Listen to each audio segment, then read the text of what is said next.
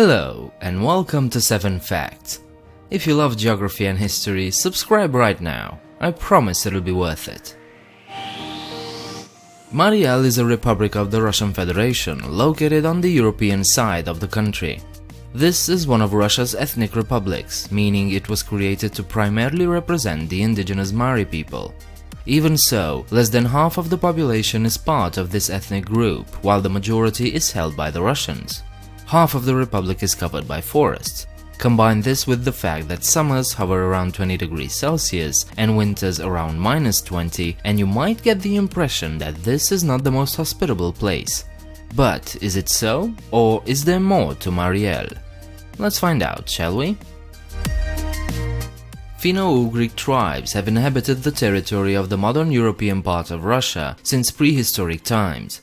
Ancient Mari tribes who were part of the Finno-Ugric family were known since the 5th century, although archaeologists suspect that the Mari culture is much older in its roots. But ever since 1552, when Ivan the Terrible conquered them, the Mari people have been under Russian rule, although this integration was far from being peaceful. Gradually, the Mari were forced to adopt Christianity. Those who did not want to accept Christianity fled to the east, leaving whole villages empty. The same period brought about the Cheremis Wars, a series of 3 wars during a 30-year period, at the end of which the Mari lost and remained fully integrated into the Russian kingdom of the time.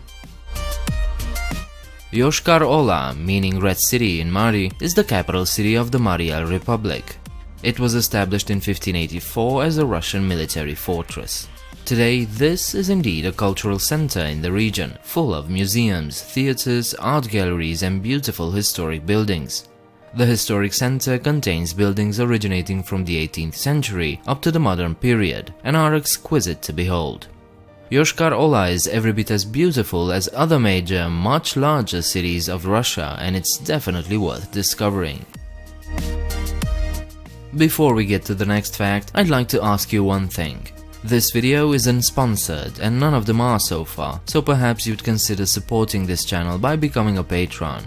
If you still enjoy my content, go visit my Patreon page and help this channel out. Right, with that said, let's go to fact number 4.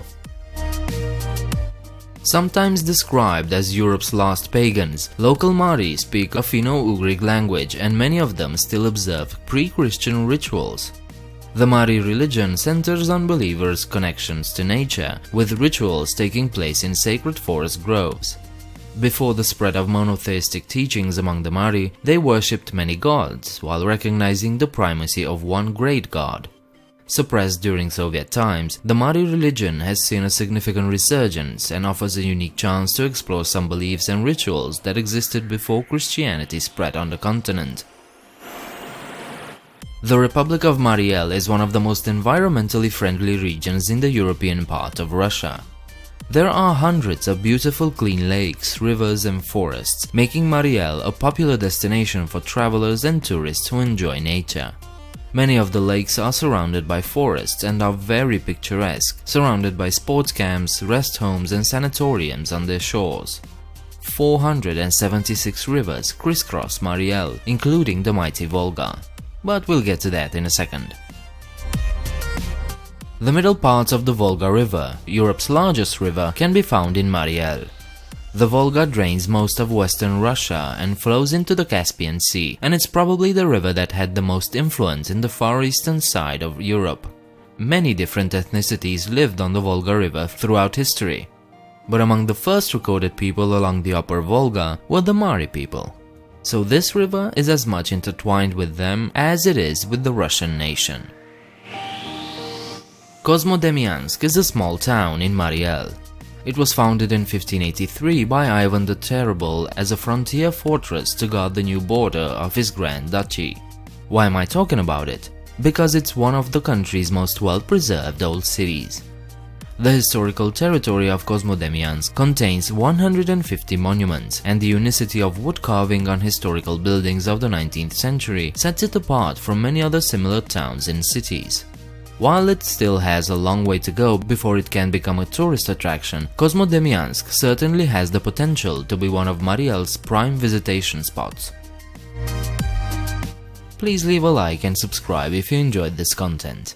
Leave your comments downstairs, and don't forget there's a Patreon page where you can support this channel. I hope to see you next time. Bye.